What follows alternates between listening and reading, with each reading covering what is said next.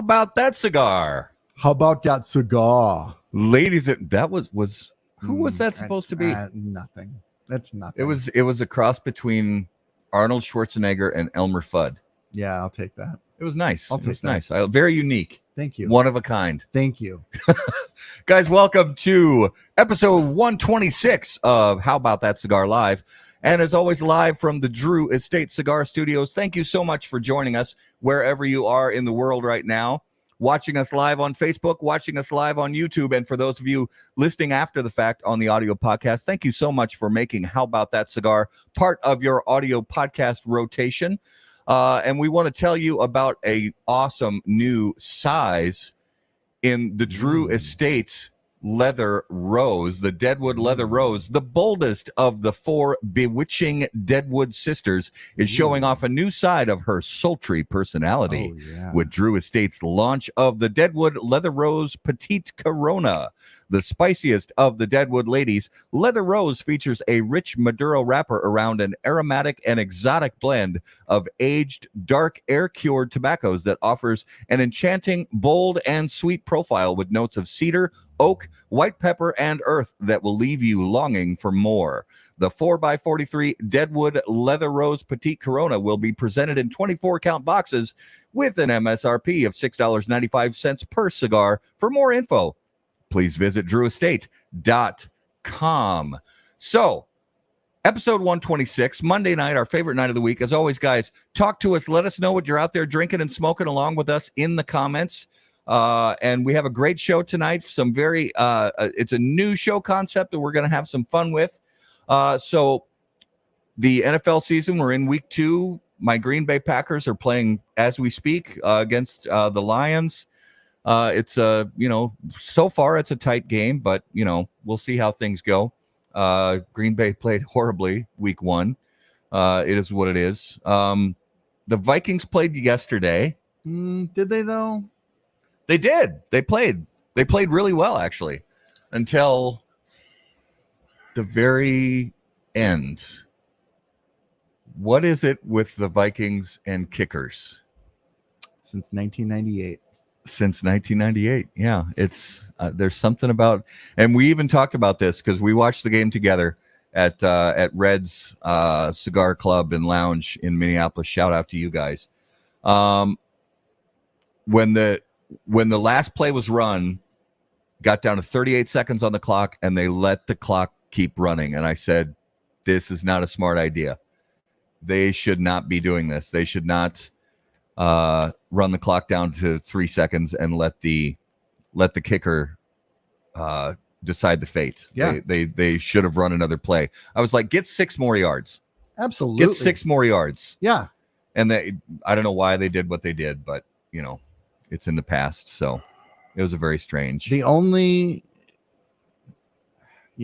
Coop had it as his cold lead pipe pick, which and it's funny because I told Coop at the beginning of the season, do not include Minnesota in any of your cold locks.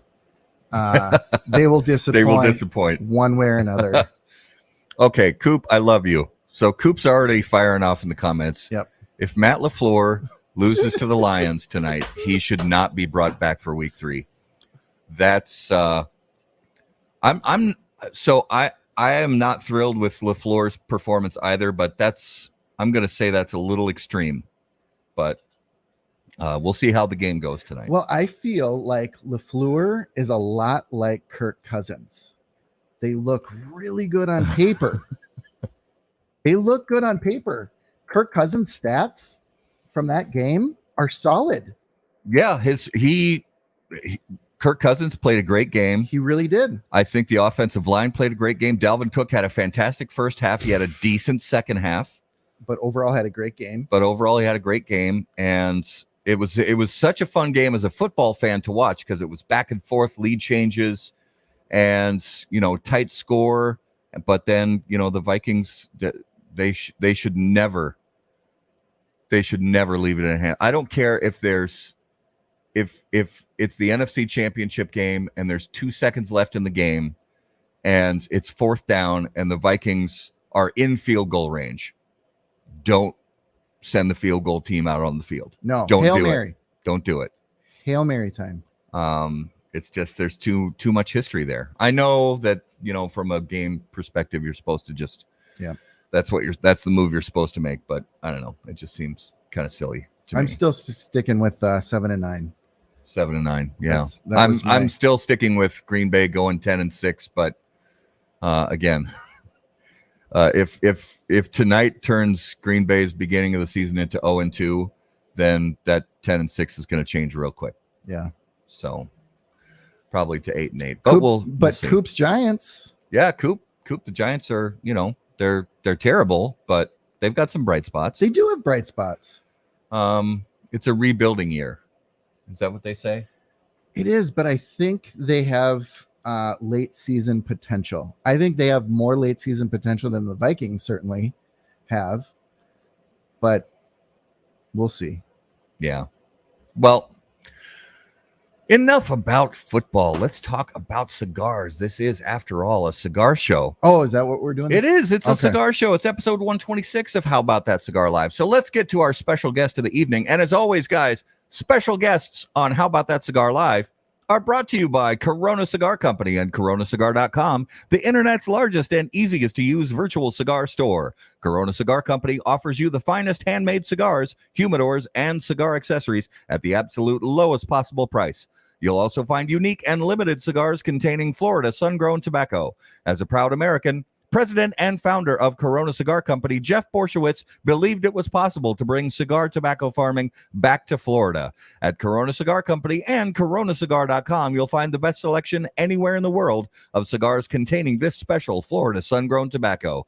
If you live in Florida or are just visiting, be sure to visit any of the great Corona Cigar locations in downtown Orlando, Sand Lake, Lake Mary, and also the Davidoff of Geneva Lounge in Tampa. For more info on all of that, please visit coronacigar.com and floridasungrown.com. So, ladies and gentlemen, if you would please put your hands together.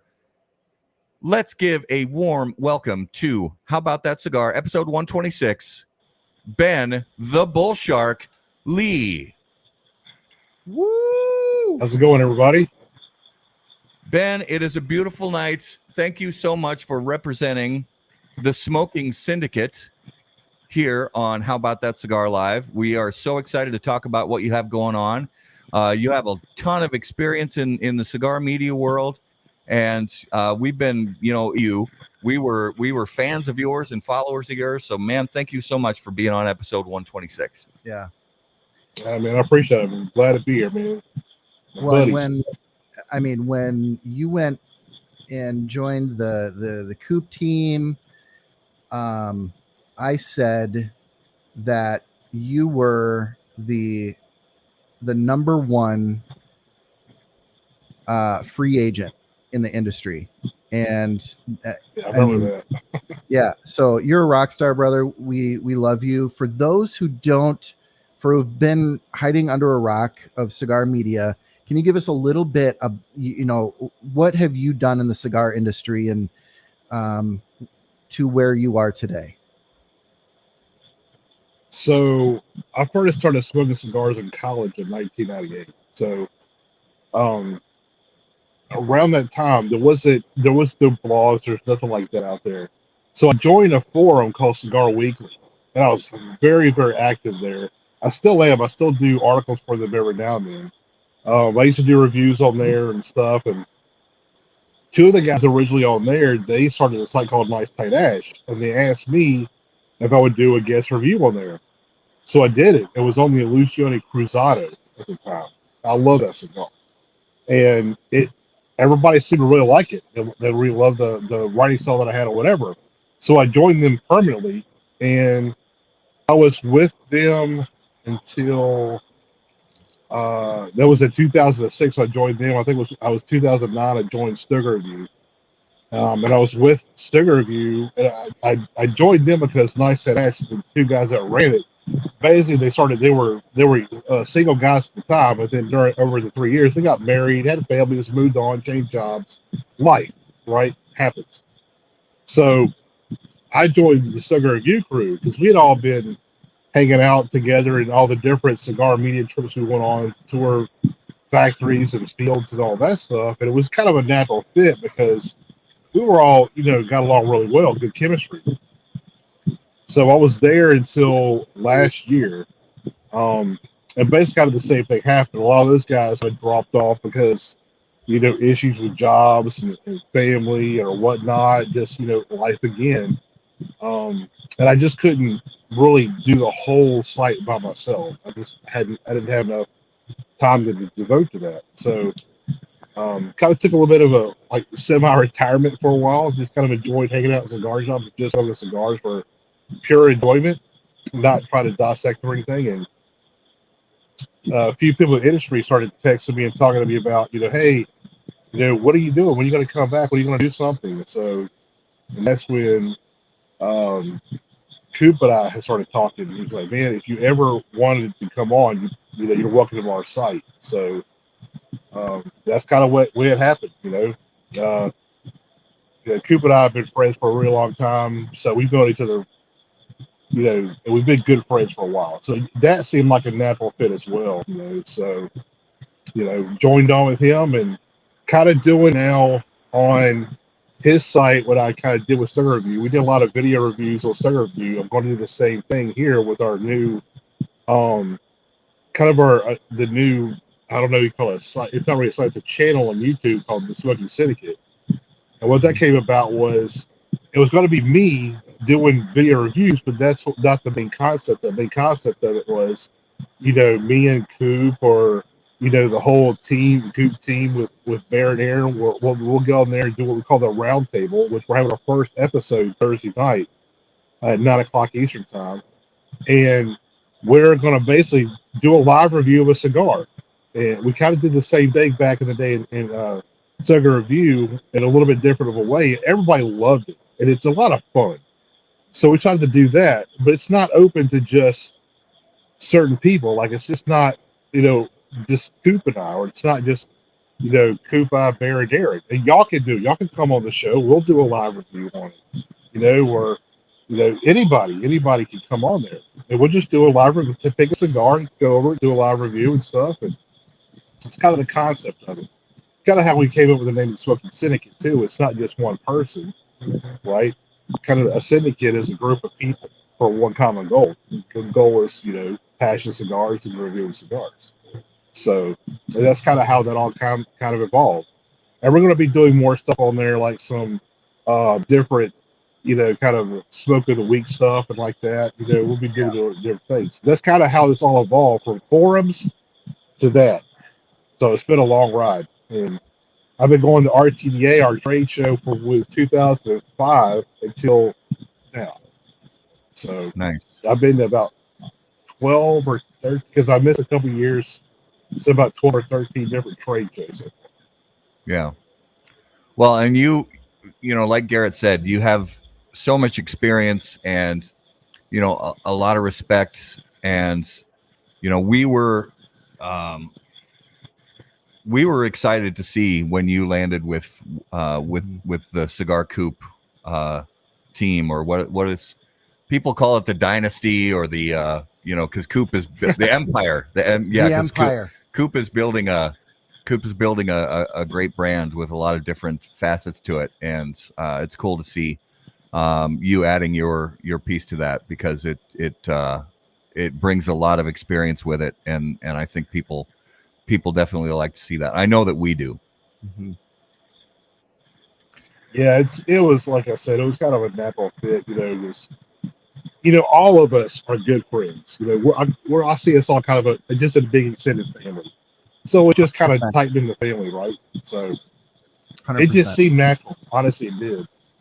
For sure. What are you smoking tonight? Well, I got a whole lineup, but right now what I'm smoking is the Crux Limitada. I love Crux. I love Crux cigars. They don't make anything that I won't smoke.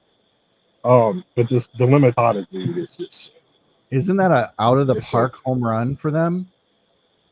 Yeah. Yeah. It's when it was the first was, I think if I understand this right, this used to be the PB5. That's Correct. Yes. now it's called a Limitata. Dude, the PB5, I've gone through so many boxes of those. I still have 4 boxes inside of my humidor, my tower humidor in my office. I love this. And their It rebrand just is gets better so over sharp. time. Yeah. Yep. And Yeah, especially oh. with the 5-packs. with Yes. the How 5, the yes, box comes with singles and a 5-pack. That's Yep. freaking brilliant. I It's love genius. that. yeah. We just talked to Jeff about that at Cigars and Baseball last Wednesday. We talked to Jeff Hogan from Crux about that, and he said the retailers have been so grateful for that because and also it helps them from the standpoint of doing business because they don't have to worry about shipping all these wood boxes and worrying about whether they're going to be able to get their hands on materials to make all these wood boxes. They can ship the boxes first time to the retailer and then just keep refilling them with those 5-pack boxes. And Yeah. a lot of the retailers at the beginning were upset about it, but then as time went on, the retailers actually loved it because they didn't have to rearrange anything on the shelf. They just refilled the boxes. When I was chatting with Tony Hogan today, because I was in Detroit and Toledo, and it was amazing to see most of the humidors carrying Crux, and they said that they're killing it out there, and I love to see that. They're obviously hometown boys, so you got to root for your Right. hometown team, but no, love it. Matt, Yeah, that whole crew is awesome. they really are. Yeah. It's great. And what I like about the 5-pack is like when I go, they're doing really. I'm here in Dallas, Texas. They're doing fantastic here too. They're in pretty much every shop I go to. They're there. And like for me, the Epicure is my go-to line. I love the Epicure, and I love to be able to walk in there. I just grab the 5-pack and go. So then I have one to smoke there and some that I bring home with me. It's just easy. Yep. So I actually I was finishing up a Cavalier Black. Is this the Cavalier Black? Black 2. Yeah. So I just finished that up. Those are so good. Pregame, and then just now fired up a Neanderthal HS, which was first only available in Europe and is now available. If I'm not mistaken, it's available at most places in the States where you can get Romacraft products. And everybody knows 46 ring gauge. That's my ring gauge of choice. I think the blend works very well in this Vitola. Yeah. That's my favorite Neanderthal by far. Oh, for sure. For me, a new one. I have never had Sereno. Oh yeah. My first Sereno, and where have you been all my life? Yeah, it's I haven't had one in a couple of years. And Garrett, you were nice enough to give me one. I may smoke later, but I hadn't had one, and I had that same cigar maybe I want to say 3 years ago. But they're tough to get up here in Minnesota. So they're unless you're going on an online retailer or find some retailer that will ship to you. But it's so fun to go and travel and see other humidors and see what looks like a good cigar. Yeah. And you've never heard of it before, or you've never smoked it before. And I saw this and I said, tell me about the Sereno. And he looked at me like, I thought you did cigar podcasting and reviews and you don't know about Sereno. And then I was like, no. Yeah. Sometimes even in cigar media, we find out about things that we've never heard of before, and we have to, sometimes sort of sheepishly hang our heads and go, I'm sorry. No, I've never heard of that before, but we're happy to learn about it. Absolutely.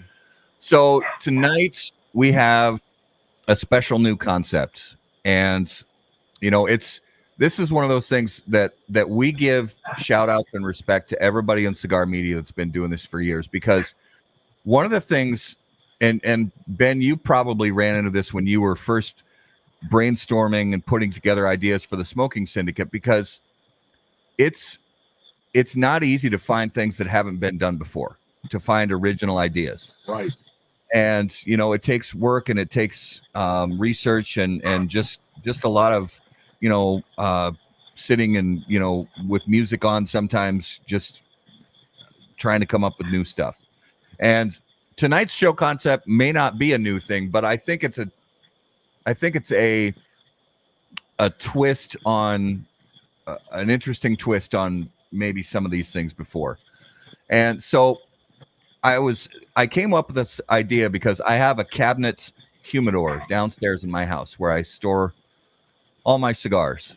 And I have a bunch of shelves in the humidor. And then on the lower part, it has a bunch of shelves, but I actually removed 2 of the lower shelves so that there are wider gaps. And that's where I store most of my full boxes and stuff that I want to age long term.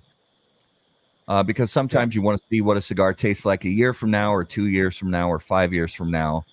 And sometimes it's just a special box that you want to save for, a kid's graduation or your kid's wedding or something like that. So that's my aging section. So I thought about, when I'm going in there every day to get cigars out to smoke, I tend to keep stuff that are my everyday cigars. I keep those on the higher shelves because they're easy to get to. And then the stuff that maybe is like review cigars or stuff that is maybe a little higher end that I don't smoke as often, I keep those somewhere in the middle, and so on and so forth. So I started just saying, let's put together some other people on the show and find out kind of where they would put these brands and on their shelf. So we're not going to go through every brand, of course, tonight, but we're going to go through I think 4 or 5 brands, and I couldn't decide what to call this. And I think Coop is going to enjoy this because I know he's a huge fan of this group. So this is the inaugural episode on How About That Cigar of Tears for Fears. I love it.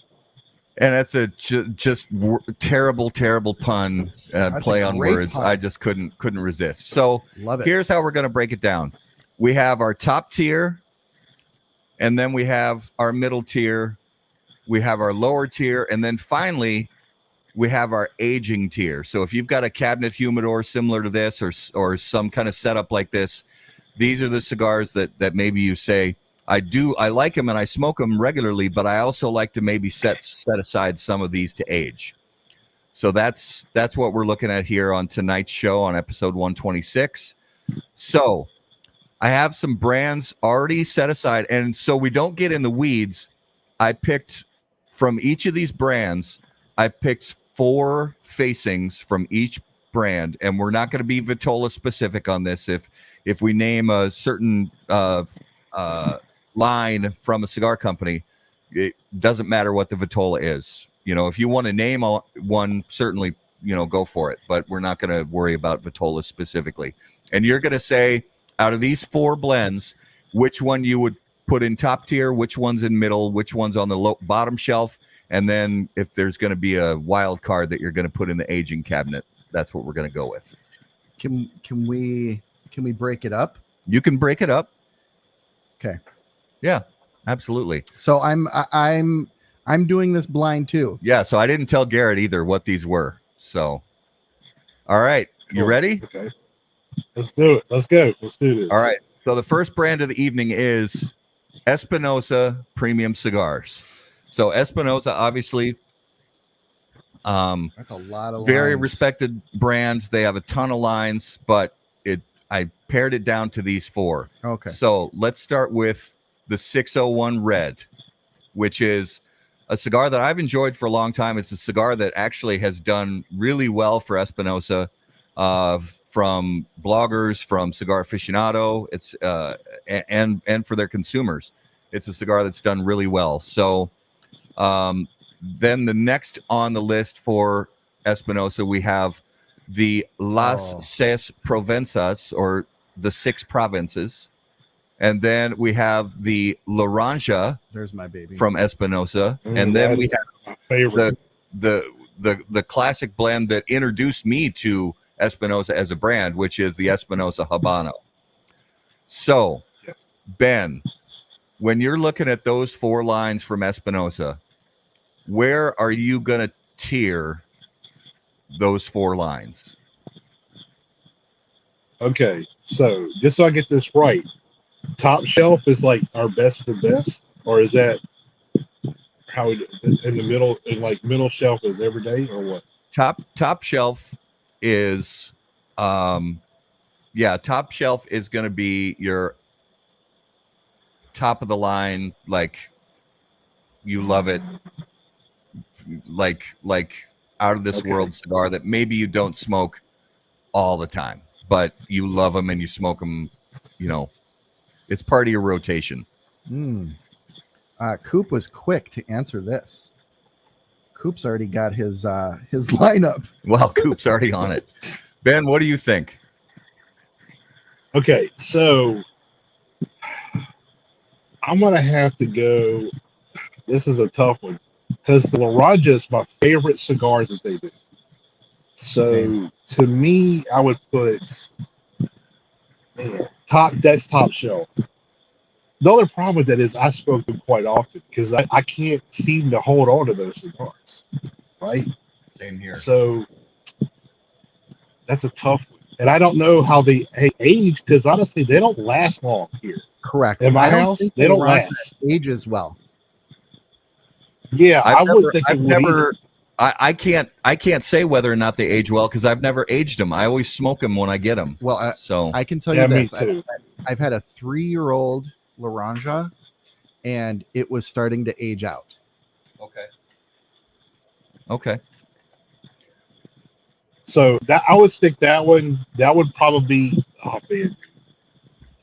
I'm just gonna say I'm gonna put that in the top shelf. The says Provincias. That one I'm gonna put aging because I just see that one aging so well. So that one I'll put there. 601 red. I would probably put lower shelf because I've never. That one's. I like it, but I don't love it. It's okay. The Habano. I haven't had one of those in so long. And that used to be one of my everyday cigars. The Espinosa Habano used to be one of my everyday cigars.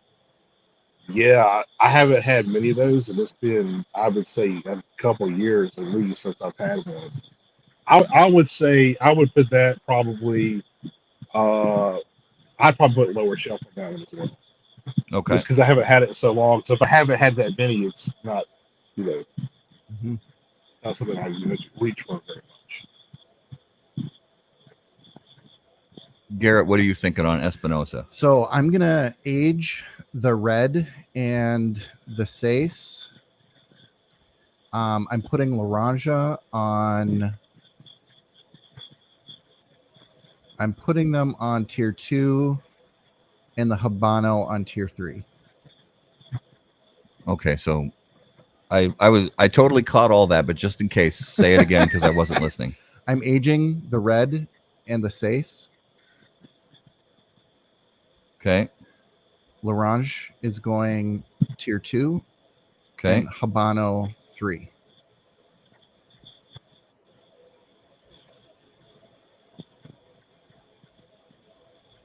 All right. So I am going to say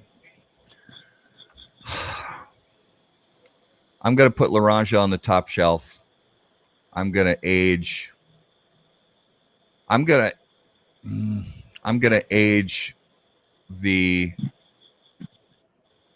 Sace Prevents Us, and I'm going to put the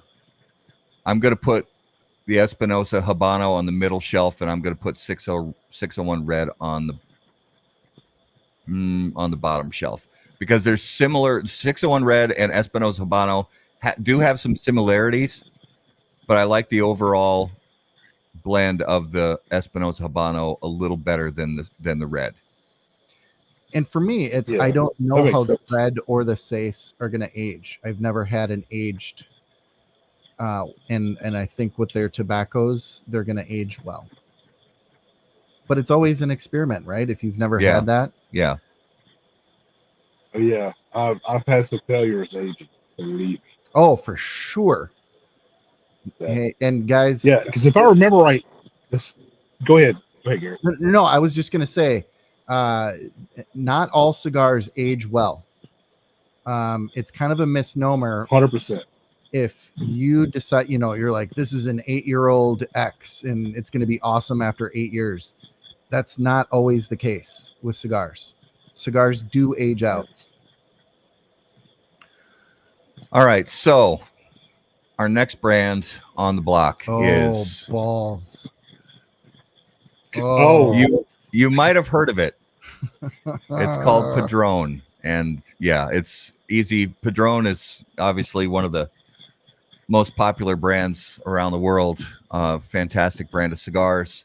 So for Padron, we have, and we're going to open this one up a little bit. So, in Padron, you've got what I call, the Padron series, the standard series, the 1000 series. So you can, I just put up the 3000 natural, but we can say any of the 1000 series in your choice of Maduro or natural. And then we have a nice simple cigar. It's just the Padron 50 years. It's just a simple little cigar. Simple. One that actually I've never had. A 50? No, not the 50/50, not the $50 50/50. No, I have not. Okay. Oh, I guess I haven't either. And then we have, so this one I'm going to be specific on because, and I'm doing this because I'm biased. So in the 64, I prefer the natural in the 64, but then moving into the 26, I prefer the Maduro. Now I think they're all good, but if I had to only choose one, I'd choose the 26 Maduro and the 64 natural. So that's what we're going with on Padron. So, and if you want to mix it up, you certainly can. And Garrett's the opposite, actually. Absolutely the opposite. Me too. I'm the opposite too. All right, Ben, what do you got? Okay, this is easy.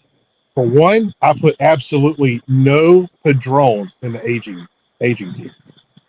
Absolutely not. You never, ever, ever want to age a Padron.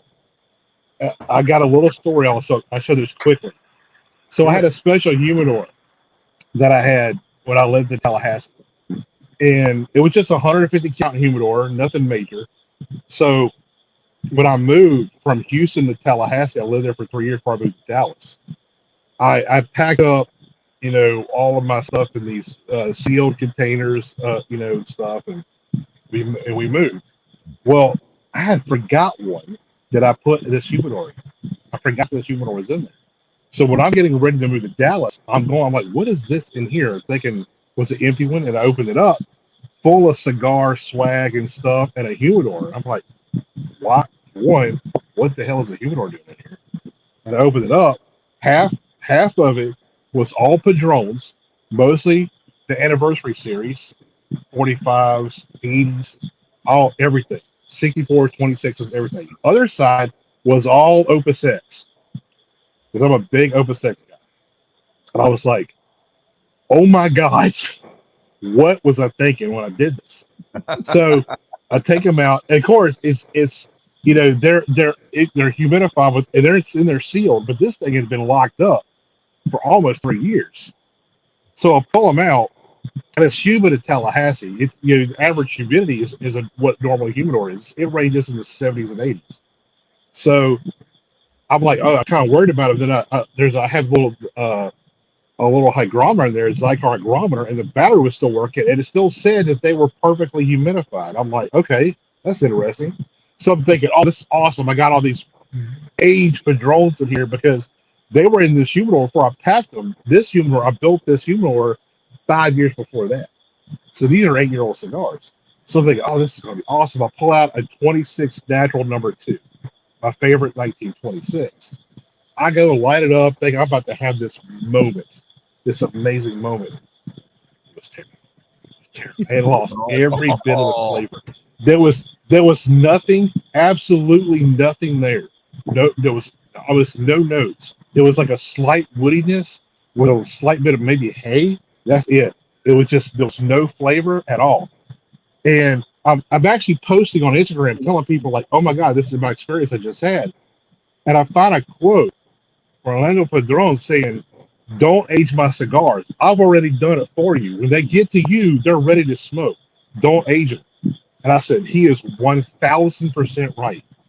They lost everything, right? So when I get Padrones, they're gone because I go get more. They're everywhere, right? So for me, I would put the 50 top shelf for sure, and I would put all the rest of them. They would let's see. I would put all of them on the middle shelf, except the 1,000 series. I put on the lower shelf, and Okay. not because I still smoke those today. I still enjoy those. But Yes. when you get used to smoking the anniversary series, those are a little bit rough, right? They're a little bit rough around the edges. They're still fantastic cigars. I will smoke one right now. I have no problem with them, but they're rough around the edges. So if I could pay a little bit more and get an anniversary series, I'm going to do that every single time. For Yeah. me, the 64, my go-to 64 is a 64 the Imperial Maduro. Yep. Which is almost kind of Corona Gordish, which is my favorite size of a cigar.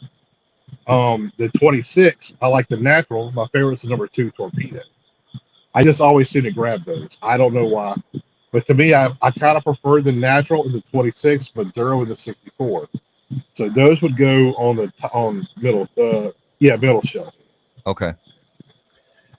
You can absolutely just copy what was said over to my column. So I'm just writing same. Yeah. I'm just writing same.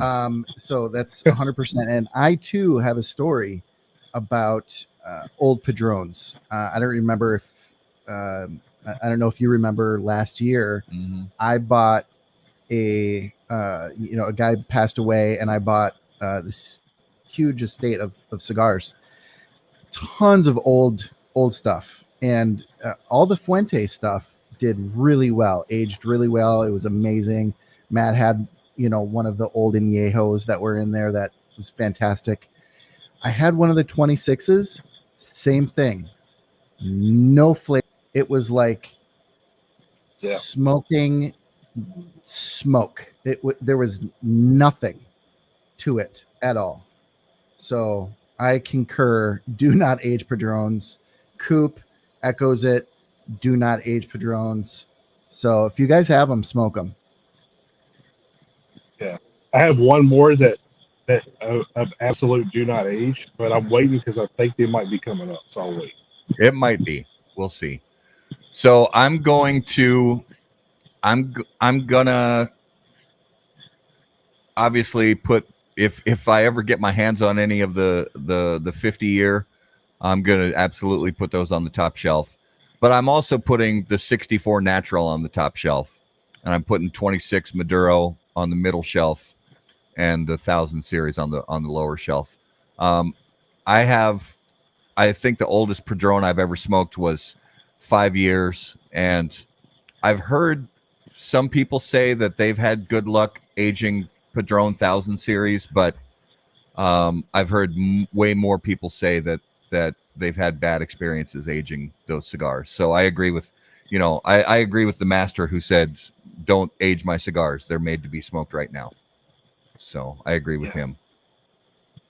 Now I will say one thing about the 1,000 series though. To me, you can't age them for just a little while. You're right, like no more than 3 years. And the only thing that I can say that changes them is that rough. I call it more of a rustic kind of a smoke where it's a little bit rough around the edges. It kind of smooths them out a little bit. But you go past 3, you start taking a massive decline in flavor. Then the flavor goes. That's pretty much it. Well, and the other factor too is obviously, Padrones aren't celloed. Yep, some of them are in a tube, but The 1,000 series are sellout. the 1,000 series are Yeah. solid, right? But the 64s and 26s and the anniversary series, and that toothy wrapper. If you have a toothy wrapper cigar and it's in your travel humidor, those bumps and nubs will start to rub off. They'll even sandpaper your other cigars. I've had it happen. Yeah. So do not let the smoke those. Yeah. And if you, I wanted to include this one, but the 90 in the tube is just Fantastic. so good.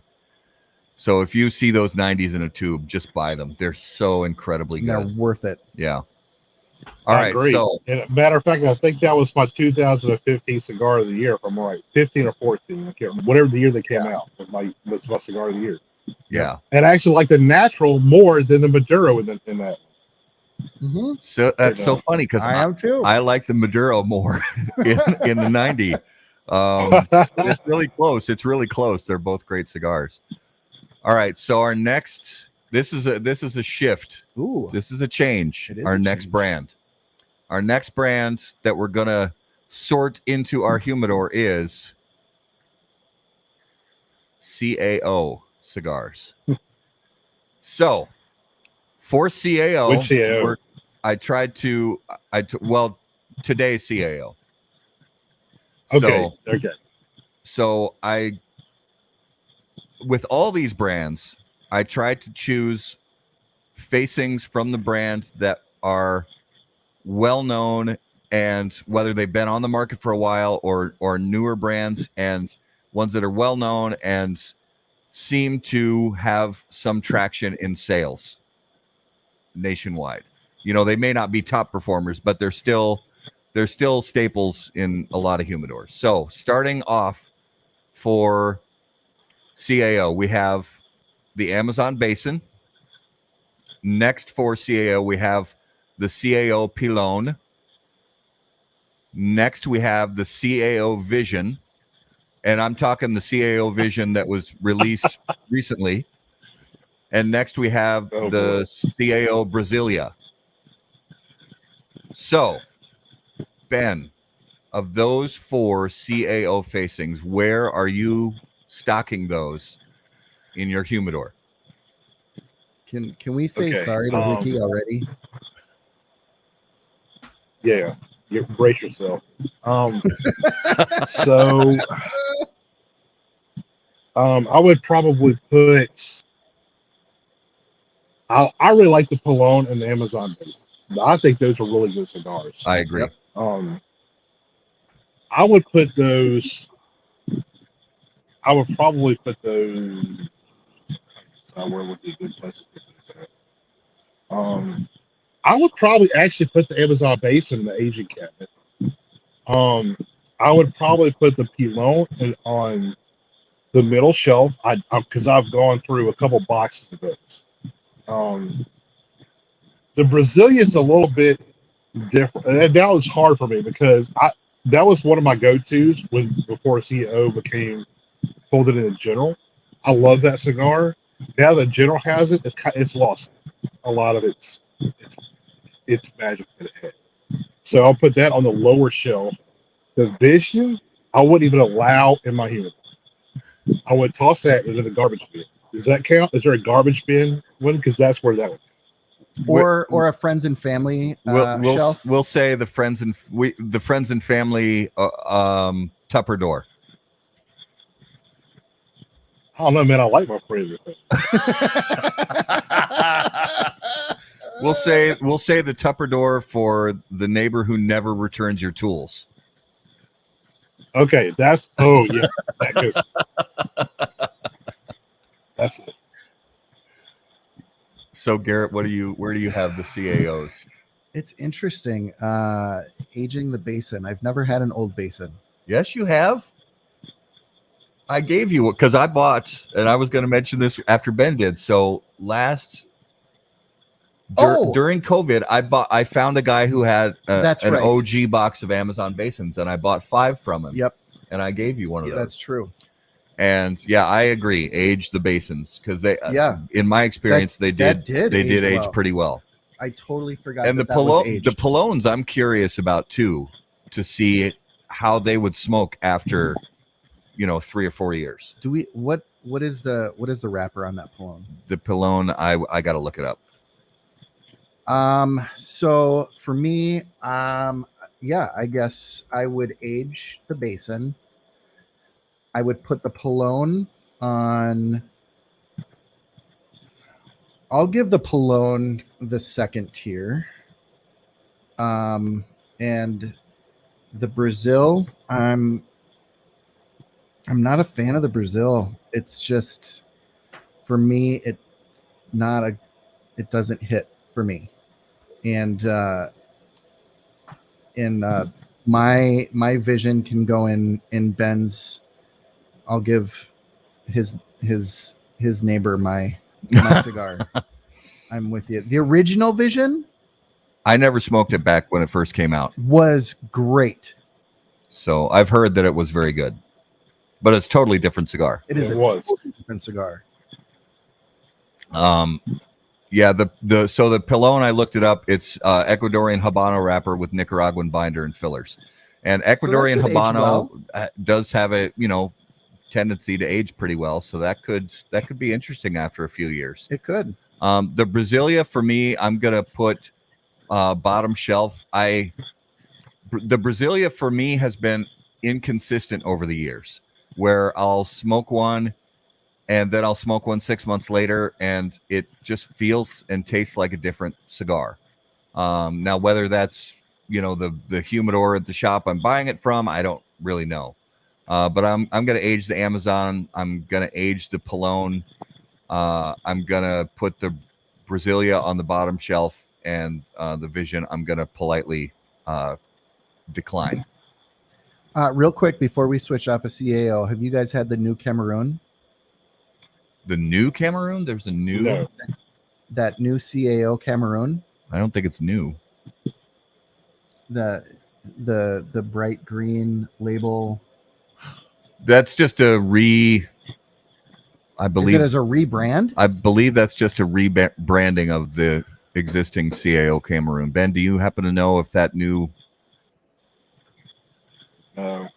I don't. I would tell you that was one of the best cigars they made back in the day too. Yeah. Cigar. It was fantastic. I had it the other day. I'll have to buy some because but I think it's Me too. just a redesign of the branding. Is it? Okay. I think. So good. So. All right. So the Moving next on. brand is Oh, snap. Roma Craft. All right. So Roma Craft, again, it's tough to choose just 4 facings, but for some reason I got one of those in there twice, but that's fine. All right. So for Roma Craft, we have what I'm smoking right now, the Neanderthal. We also have Intemperance EC. We have the Whiskey Rebellion. And we have what started it all, the Cro-Magnon. So where are you stocking those in your humidor, Ben? Okay. This is tough because I have a little aging story about Roma Craft too. So the Neanderthal, when they first came out, as soon as they came out, I bought a box of them, right? I don't really like very, very powerful, spicy cigars. A lot of, that big thump in the face when you smoke it. So I originally bought it. Because I know Skip Martin so well, I kind of knew what I was going to get when I got this cigar, but I bought it anyway because I love those guys to death. I want to support my friends, so I bought a box of it. So I got it in, and I spoke to them. I was like, "Holy crap, this is too much. I can't do it. This is not in my wheelhouse. Quality cigar, just not for me." So I put them up, and I was I bought it when I was living in Houston. And they sold out quick. So I gave 1 or 2 friends here and there. And when I moved to Tallahassee, my shop there brought in the Roma Craft line, and the Neanderthals flew off the shelves. They could not keep them in stock. They would come in and then they were gone. So a buddy of mine that would come in, he would literally chain smoke these Neanderthals. I've never seen nothing like it in my life. It was insane. But he would be back to back smoking. How he didn't die, not really sure. But when they ran out, he's like, "Oh my God, I can't believe we don't have any more of these." Oh geez. So I said, "Well, I got a couple. I'll bring them into you, whatever." So I grabbed like 3 of them out of this box. It's like halfway empty now.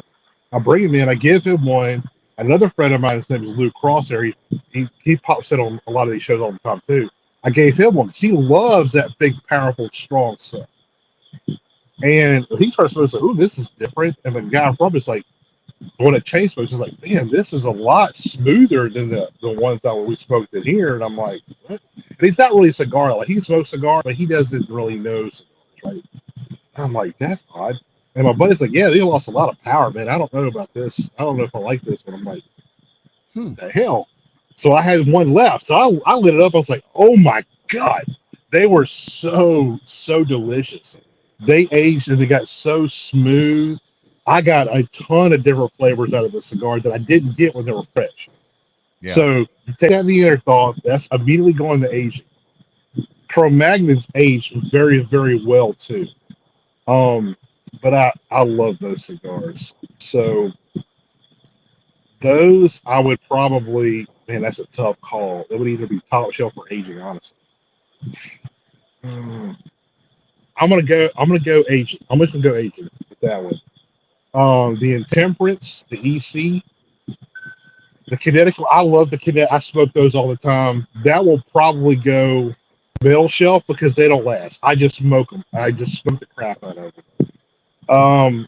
The Whiskey Rebellion, probably the same. I probably put it, middle shelf. I have some that have got a little bit of age, and to me, they lose a little bit. Like, I like them. I like them more fresh, new, than I do aged. So I'll put those in the middle shelf as well. All right.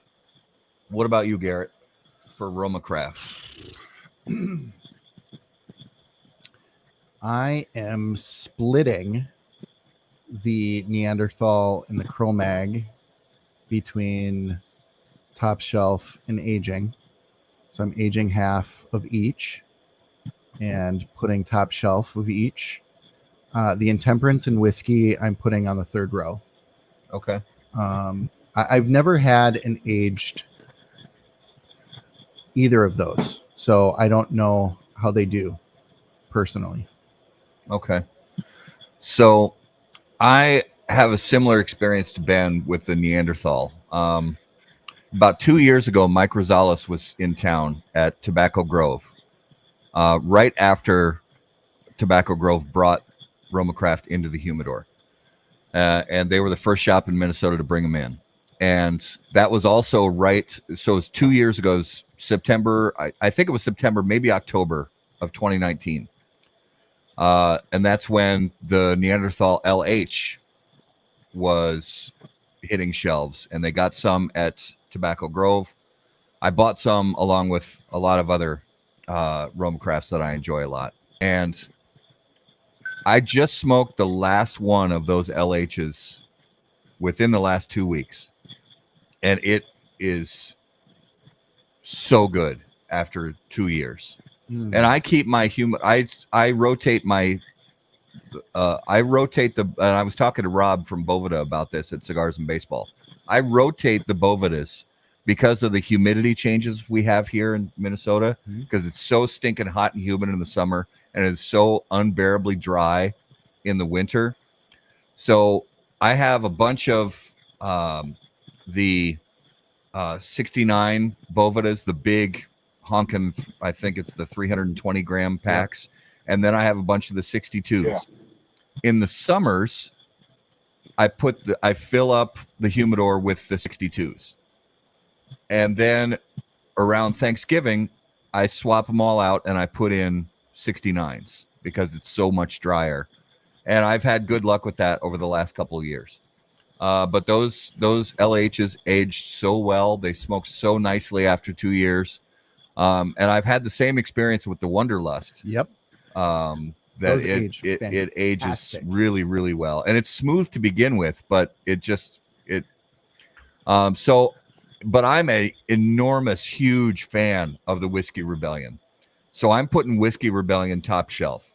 And I know it's actually one of their lower price lines, but for me, I absolutely love the Whiskey Rebellion, especially the Hamilton, that little guy. Mm-hmm. I love that cigar and could smoke it every day. I've had stretches where I did smoke it every day. That's going on my top shelf. And the EC, might be going on my top shelf as well because I smoke so many of that cigar.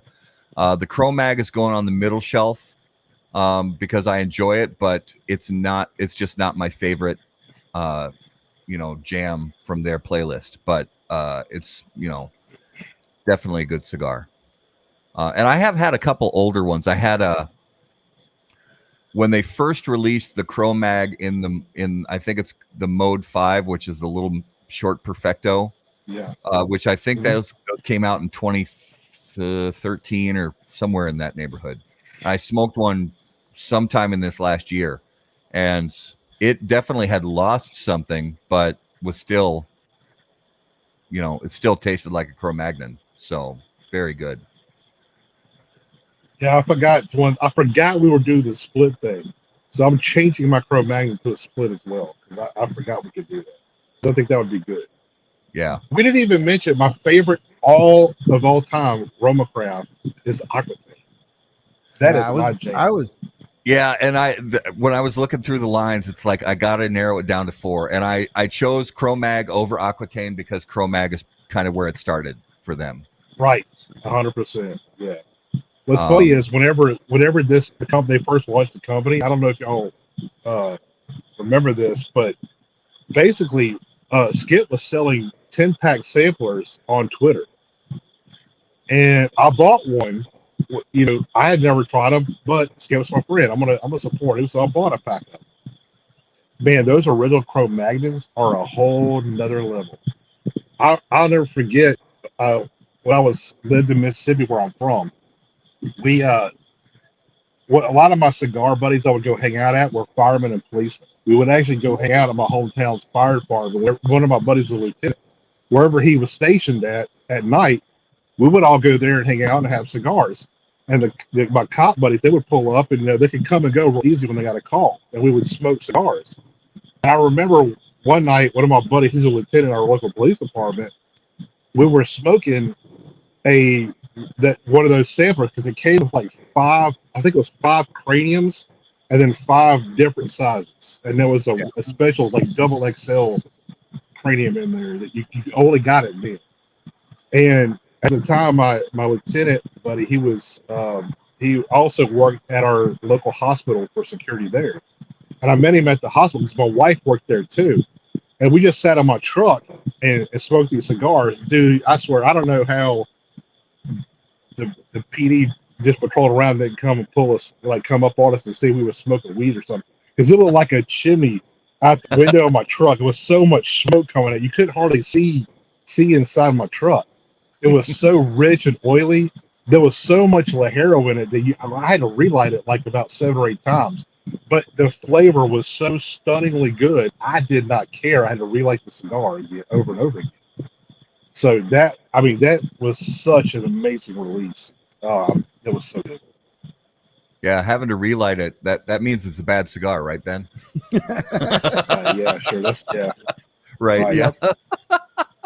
It's all that plume. But I kind of figured that because Skip loves Ligero, right? Before he did this, we went on a general cigar trip, and they're letting us roll our own cigars, right? And he sat behind me with his roller behind me, and I'll never forget this. I was laughing so hard, my chest hurt. He kept telling the guy, "Mucho Ligero, mucho Ligero." The guy's like, "No." He's like, "No, mucho Ligero." So and we used to, and we played Call of Duty at night too, right? And me and him would always smoke either a La Flor Dominicana double Ligero 660 Maduro, and he would smoke the Juan de Nicaragua, the dark Corojo. And I didn't really care for that one. It was kind of earthy and too much. But I knew when those Cro-Magnons come out, I was going to be like a bastard child of those 2 cigars with a lot of Ligero. Guess what? That's what we got. So I knew that's like it wasn't going to probably burn because it was going to have Mucho Ligero in that sucker, and it was. But it was so good, man. They do an excellent job with these lines of cigars. It's perfect. That should be a new Weasel shirt. Mucho Ligero. Mucho Ligero. Yeah. Yeah. All right, Skip, get on that. All right, next brands on the list. Oh. Arturo Fuente. Who is that? What's It's a brand you probably have heard of. It's Garrett's got his phone case with all his Opus bands in his phone case.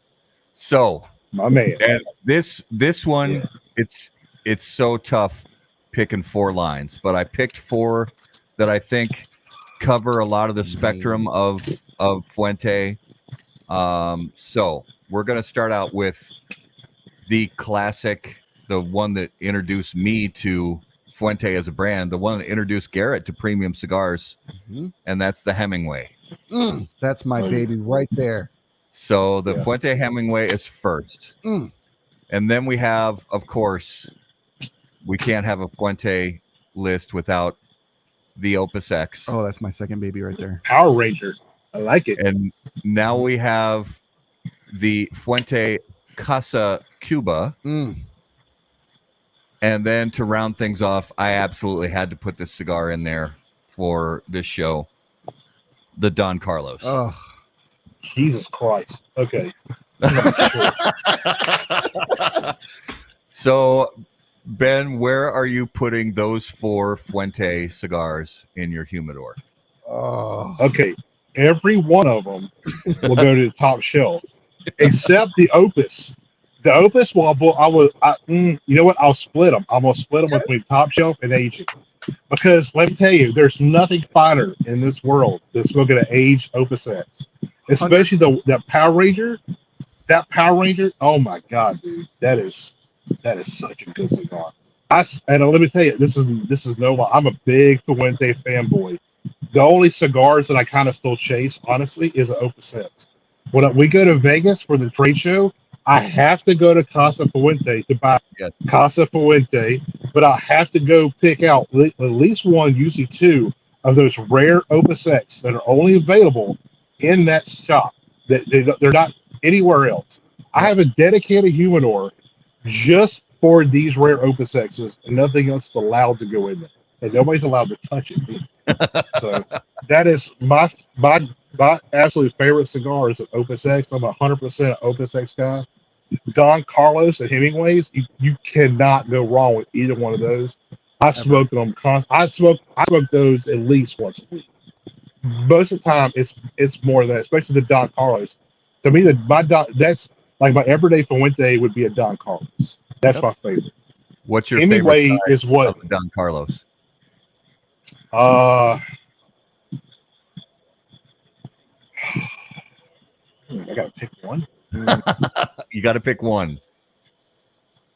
The like the Robusto exercise. What is it? The number 2? Is that what the? I think it's the number 2. No, the number 2 is the the number is the Bellicoso, the Torpedo. Yeah. Number 3 is the number 3 is the Corona Gorda 5 3/4 by 46. The Robusto, I don't recall the name of the size. Garrett, what about you for Fuente? I'm splitting the Opuses in top shelf aging.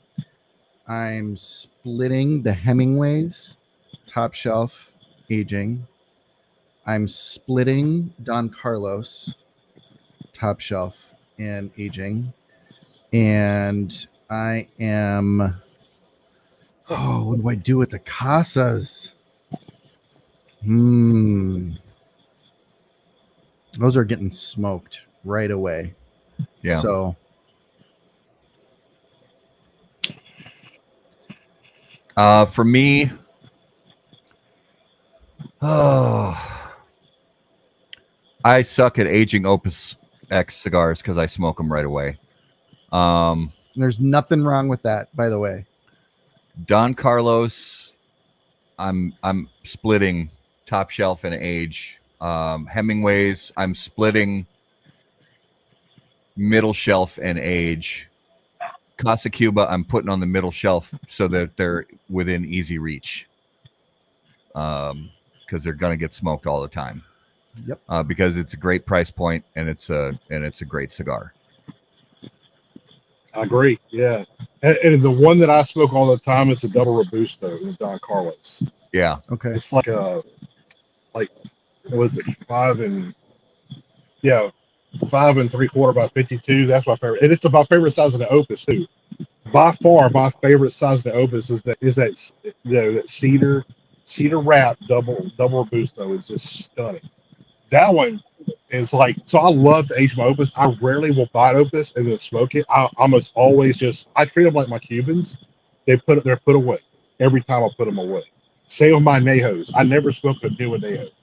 My oldest Anejo I got in there now is 2006. So what I do with the Nejo is like I buy them, I buy a 5-pack or 10 every year. Take a Sharpie, write on the back the year of them, put them in. I got a special shelf just for them too. Put them in, Yep. and on Christmas Day, tradition, I go in there and I find the oldest one I got, and I smoked that on Christmas Day after with the kids do all their presents. I come outside and have one of those with some bourbon. That's what I do. Yeah. But the Casa Cuba, that one, that took a minute for me to get used to, right? Like when I first smoked it, I was kind of like, I don't know if I like this. Now I can't get enough of them. I think they're stunning. And it's like what's the one that I go to is the Toro size. Was it the double A something? I forgot the name. I don't know the name. It's a Toro size. Yeah. It's like double Robles or something like that. That one to me, that one is the best size for me by far. Like they're all pretty good, but then that one's like a whole other level. So, but they're all good. I would smoke them all.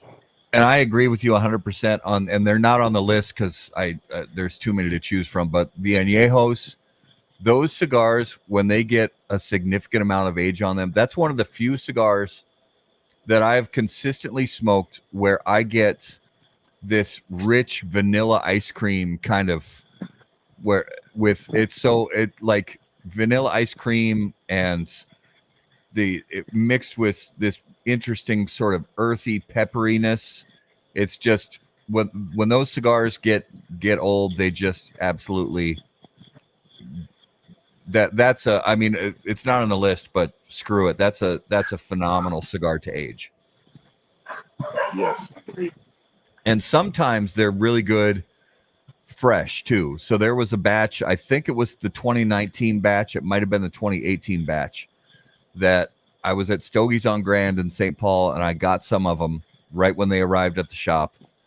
And I smoked one of them at the shop, and I was not that I expected it to be a bad cigar, but I was blown away by how great it was right away, as opposed to having to, leave them sit for a while. So,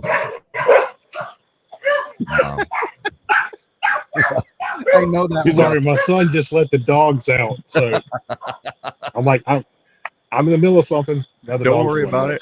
It's all good. No worries. Oh, and thank you, Chad, for the score update. Packers 35, Lions 17. Oh, thank you for that update. I appreciate that. I'm glad to see that, as opposed to last week's score. Okay, next brand on the list. Oh, we got another brand. Oh, snap. Black Label Trading Company. So this one was tough because there's the Oveja Negra family of brands, but there's so much going on with all those with Black Label and Emilio and Dissident and Blackwork Studios. So I did narrow this. These are specifically Black Label Trading Company cigars. So the first one I consider the rest of them Black Label. Yeah. So these are all directly underneath the umbrella of Black Label Trading Company. So we have the Bishop's Blend. Then we have the Porcelain. Then we have the Salvation. And finally, we have the Viaticum, the Last Rites Viaticum. So Ben, where are you putting those cigars in your humidor tiers? Bishop's blend, I put in the aging because they age really well. Because I've done it. I've got some in there that 4 years old now, I think. The one that came out, the Fertigord or Robusto, I grabbed the box of each, smoked half, put the rest away to see what happens. They actually got every year they get better. Porcelain, I've never aged. I love those cigars. They're great. So that one I smoke often. So top shelf. Salvation, that one to me I've never really gotten into. I'll put that on the lower shelf. Last Rites, middle shelf. I really like that cigar. I've never had one with any age on it, so I don't really know how that would do. I think that one probably would age well too. Okay. Garrett, where are you putting those? So I'm splitting the Bishops. I am top shelving the Porcelain. I'm probably splitting the other two as well, actually. Okay.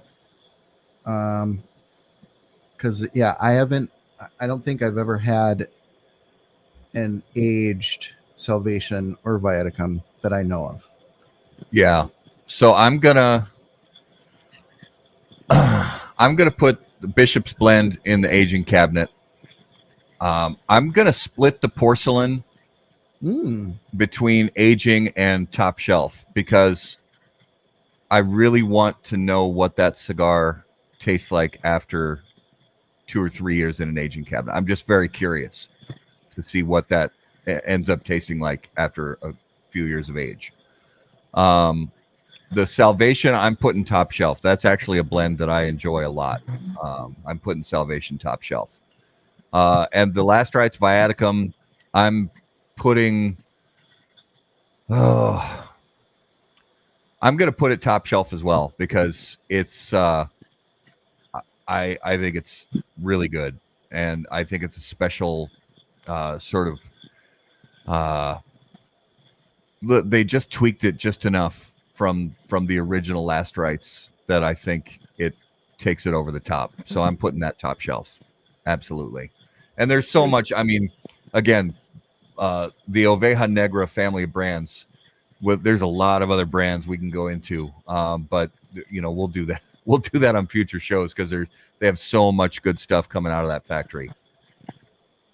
That tirade. Agreed. And I would say this too. Their limiteds to me are a whole nother level. Like, yes, they're all stunning. To me, they're way, way better than a core line, but they're supposed to be. That's the whole point. So, yeah, James did an amazing job with this. That hyena from last year was fantastic. Oh my God, loved it. That was such a good cigar. Yeah, I can't wait for my favorite was the Syndicate. Which one? The Syndicate. Oh, the Syndicate. Yes. Yeah. That's a good one. All right, next brand on the list. Oh shit! It's about to get real. Tatuaje. Oh, okay. So this is another one. It's like, how on earth do I pick just 4? Yeah, I know. So I specifically, when I was picking out the brands to do on the show, I went into Ben's studio is falling apart.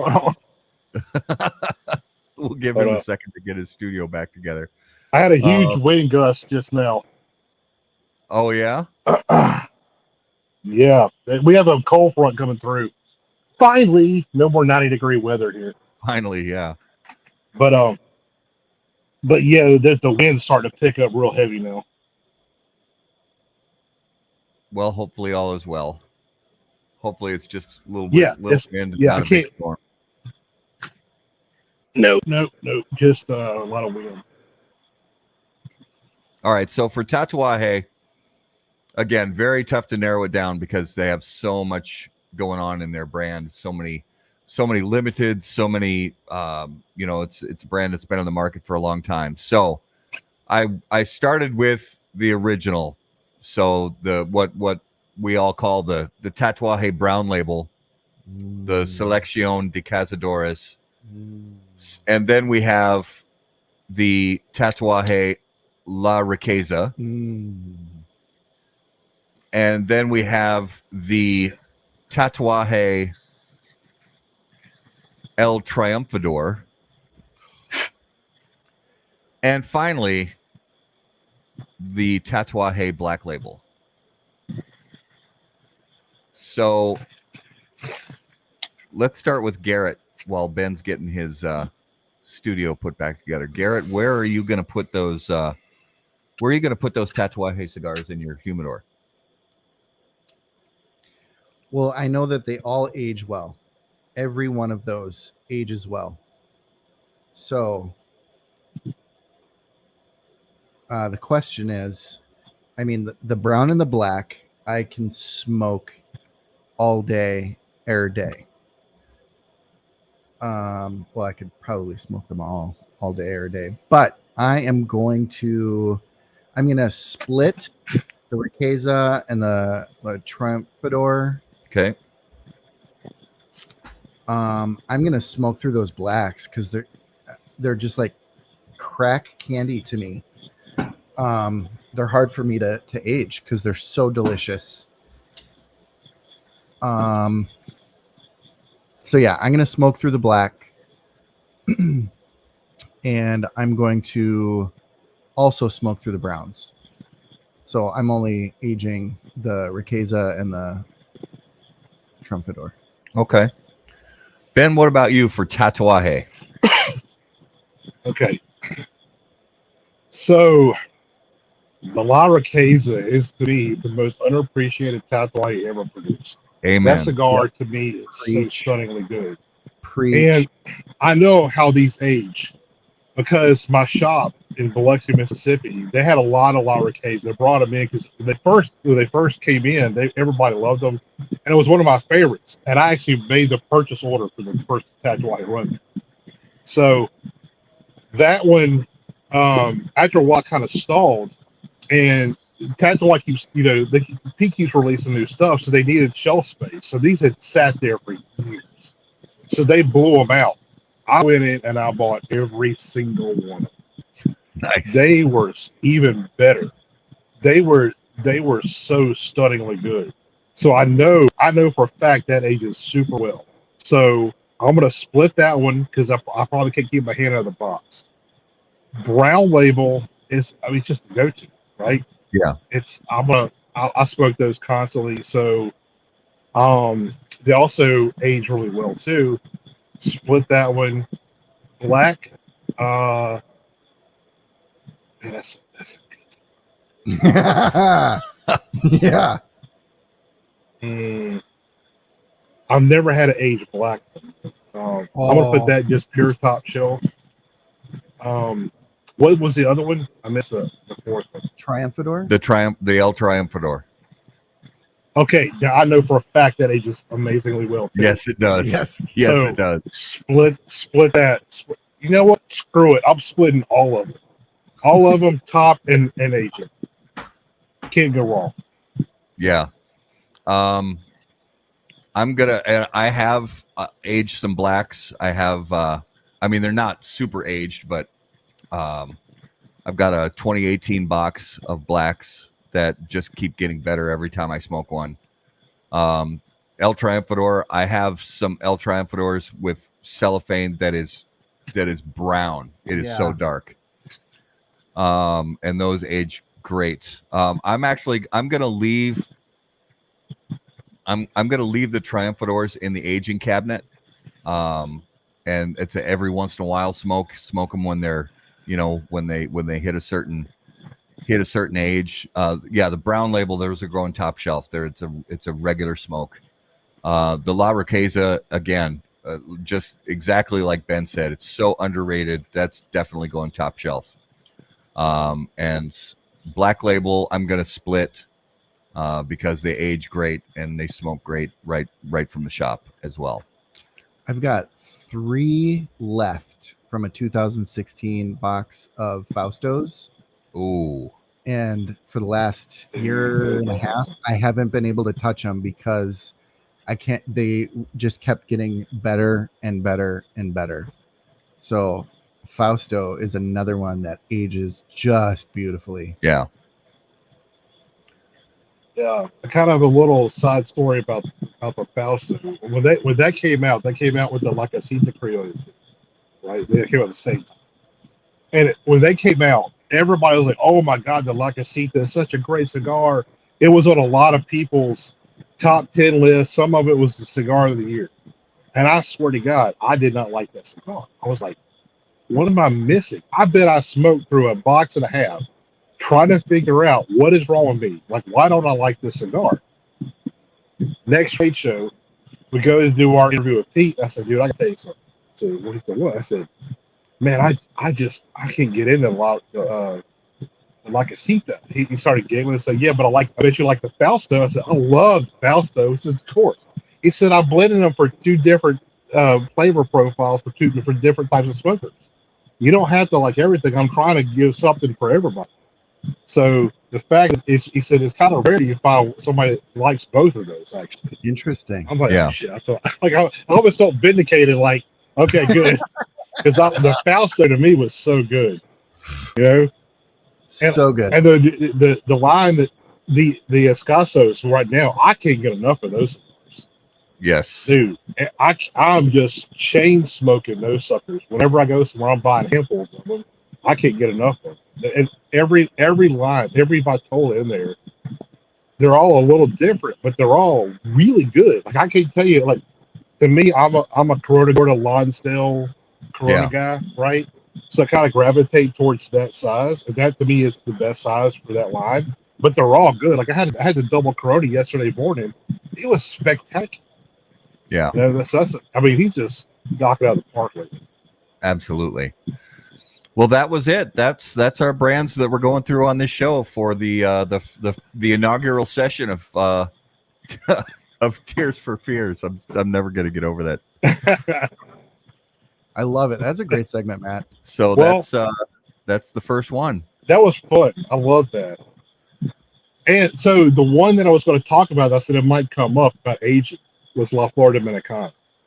Oh yeah. Because so way back, I remember it was 2004. I bought a box of the original La Flor Dominicana Lajero L400, right? From a friend of mine that was on Cigar Weekly, right? And he was a nurse anesthetist, and he got really big into cigars, bought a bunch of stuff, and then kind of faded out. Right? So he was selling a bunch of stuff, and he gave it to me, this box at like an unbelievable deal. So I bought them, and they were good. They were really good, but I thought, I bet these would age great.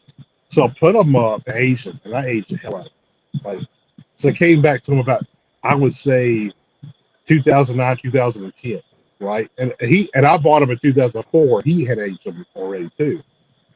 It was like smoking notebook paper. There was nothing there. Really? Absolutely nothing. Yes.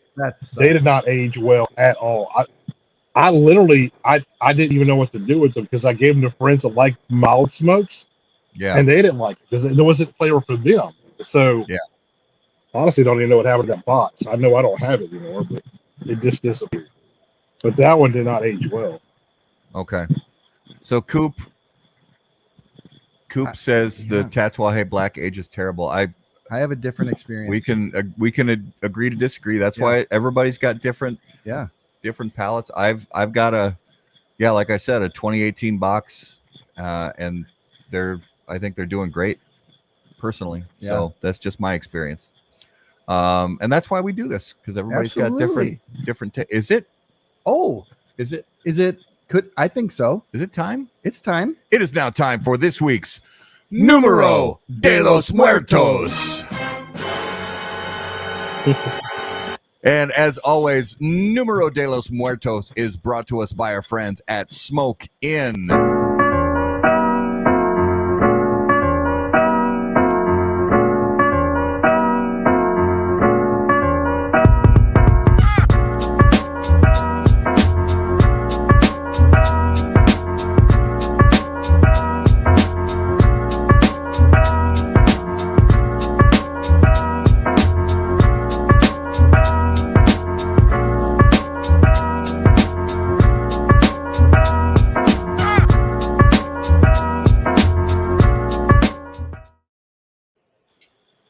All right, Numero de los Muertos, episode 126. Garrett, what do you have for us this week? Well, first, I've got cigar number 2.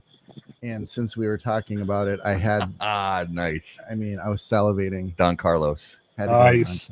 There you go. Yeah, I right. spoke to the Abuelo. I moved on to the Abuelo. Oh, there we Nice. go. Oh, very nice. All right, guys. So good. I've got a large number for us this year. Okay. 7 million people on average die from this a year globally. Holy cow. That's one of the biggest numbers I think It you've is. ever put out to us. All right, viewers. Let's guess along with Ben. Let's guess along and play 20 questions with Garrett. So every year, and did you say in the US? No, globally. Every year, globally, 7 million people die from this. All right, I'm going to start off with, is it a disease? It is not. It is not a Does parasite. it have anything to do with insects? It does not. It has nothing Are to do they- with bugs? Yeah, does it have to do with bugs? No bugs. Are No. they I think Are it's they- insects. are they workplace accidents? They can be, They can be. but usually not. I don't think of it as a workplace accident. Okay. It is not the flu.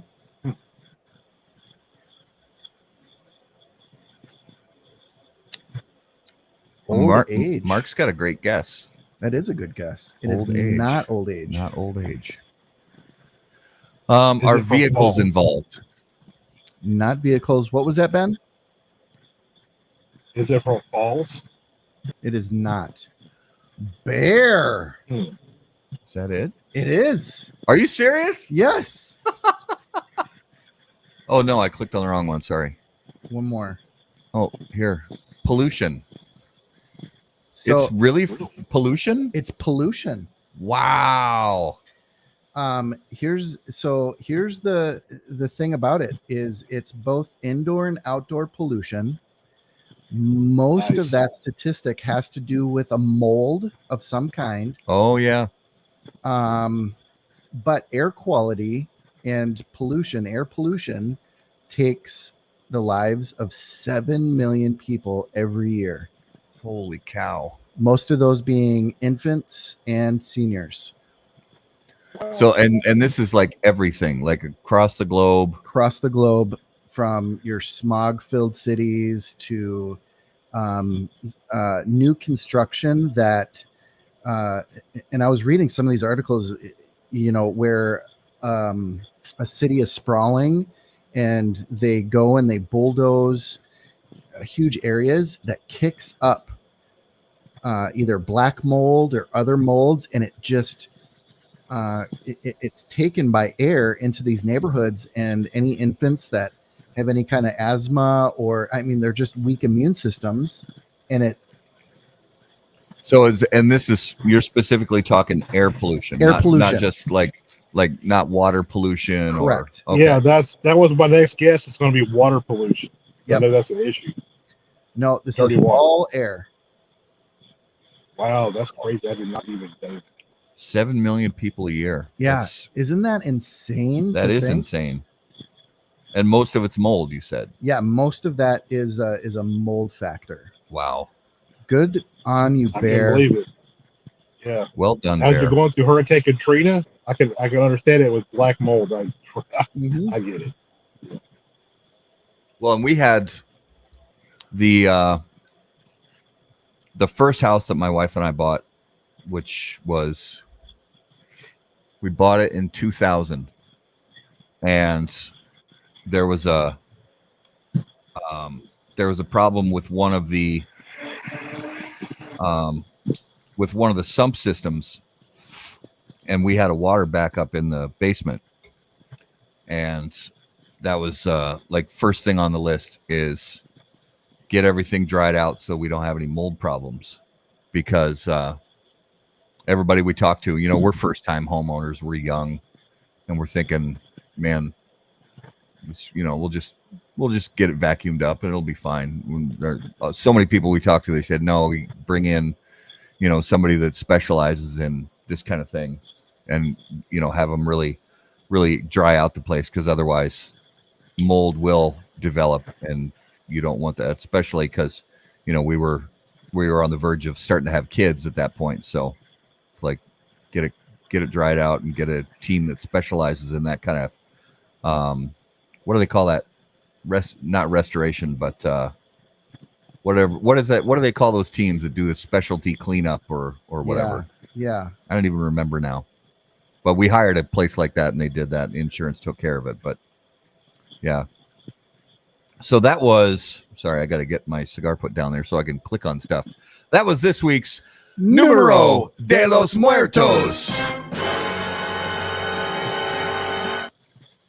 All right, Ben, now we got the lightning round for you. So if you could hear the thoughts of one living person for 10 minutes, who would it be and why?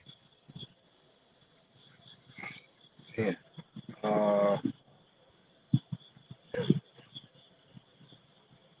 Oh man, I want to say Trump, because that's got to be funny as hell. That would be my pick. Yeah, that's been It was a popular. That's been a popular answer. Yeah. Yeah, you just want to know what's going on up there. Yeah, you're either gonna laugh or you're gonna stand in a cold shower. All right, so next question. If you were about to get into a fight, what would your soundtrack music be? Oh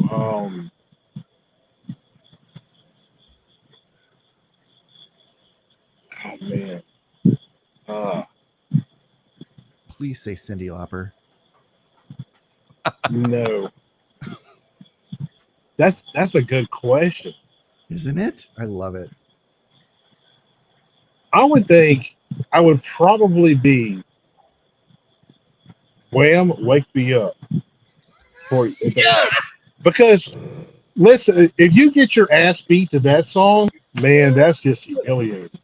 That's bad. That is fantastic. I love when somebody picks a song that is not at all like a fight related song. It's a song you would never expect to see in a fight scene in a movie. And it just works. It's fantastic. Oh, I love it. So how embarrassed would you be if you got your feet up there? Right. Okay, so choose one of the following. You could hit a home run as a starting pitcher. You could score a touchdown as a defensive lineman. You could score a goal in a hockey game as the goalie, or you could score a goal in a soccer game as the goalie. Oh man.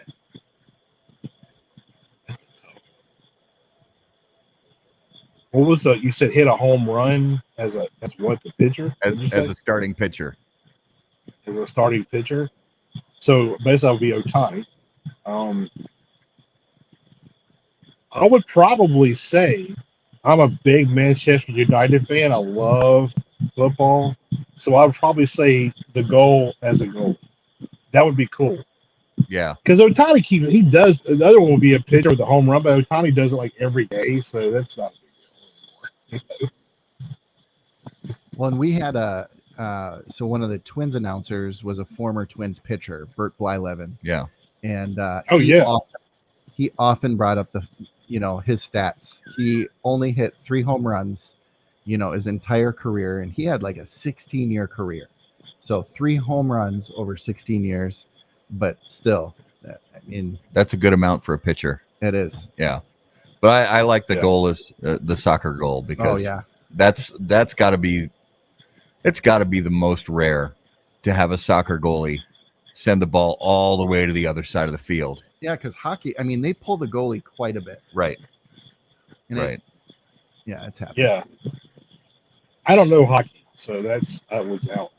But I mean, it's happened, because sometimes at the end of a match, right? So they've got to get a goal to tie the game, especially on like a Champions like it's a one or done. Like when you lose, you're out or whatever.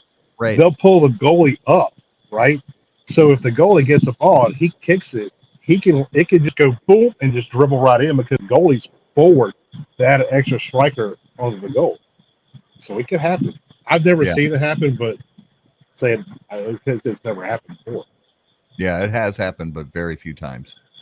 All right, so let's do this week's notable smokable. And as always, I'm so sorry I got to scroll through like 8,000 pictures this week. As always, notable smokables is brought to us by our friends at Ace Prime Cigars. Notable cigars, notable passion, notable purpose. So Ben, each week we name a cigar that we smoked recently that was notable to us. It could be a cigar that's been on the market for decades that we just smoked for the first time in a long time, or it could be a cigar that's brand new to the market that we just picked up at our local brick and mortar shop. So is there something you smoked recently that kind of fits that criteria? That's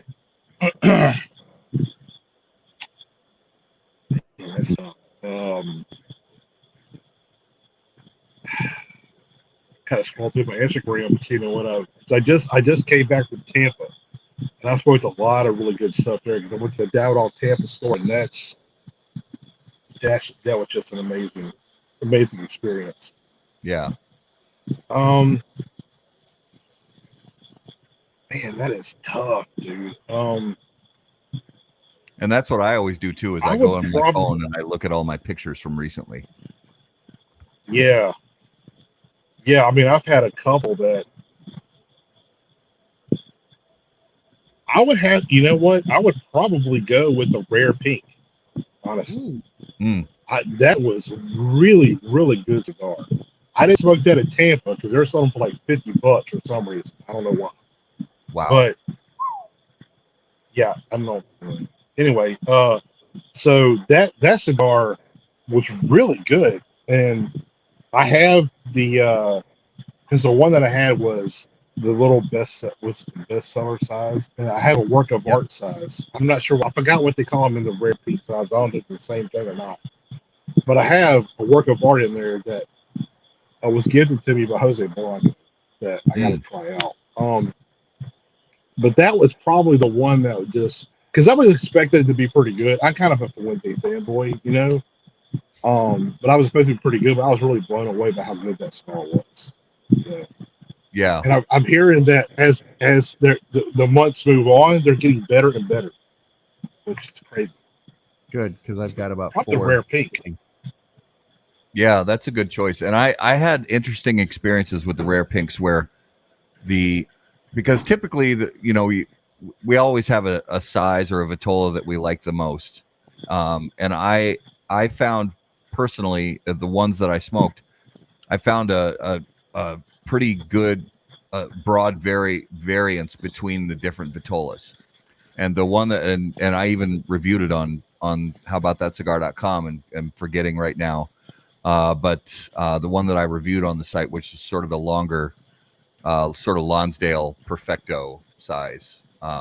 Absolutely loved that. I thought it was a great version of it.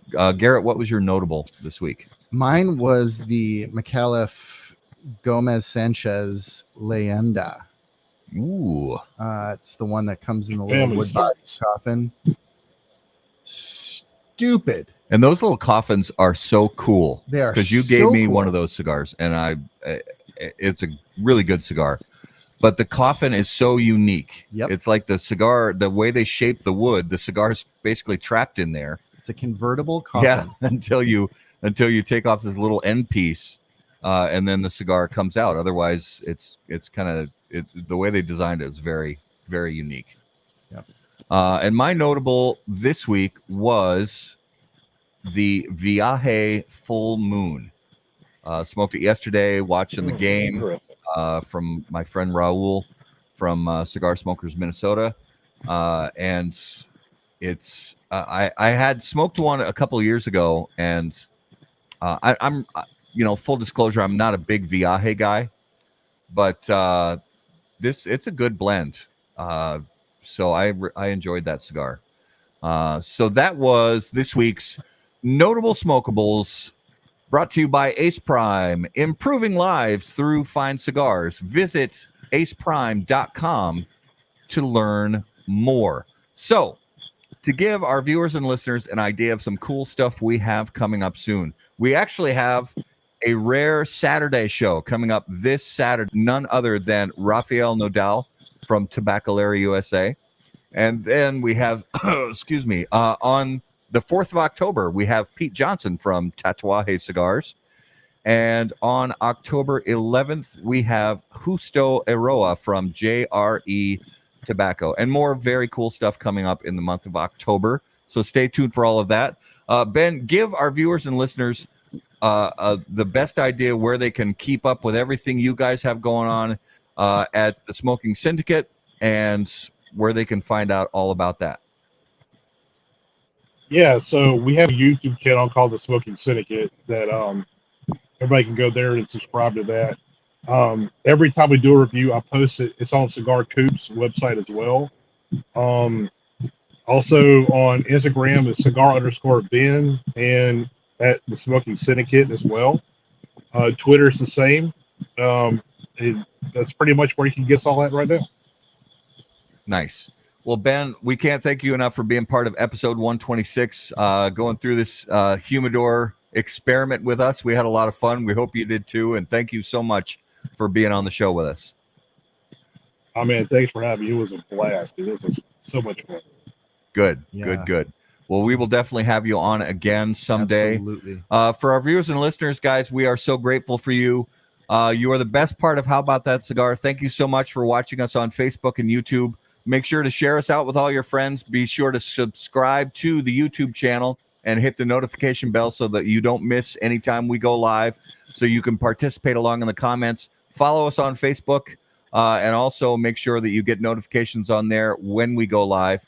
Thank you so much for listening on the audio podcast. We're available on all the major audio podcast platforms. And give us a beautiful 5-star rating on those platforms, if you would, please. That really helps us out a lot. Guys, we're just grateful for episode 126. We will see you again next time. And as always, burn cigars, Not bridges. Thanks, guys. Thanks, We'll see you everybody. soon.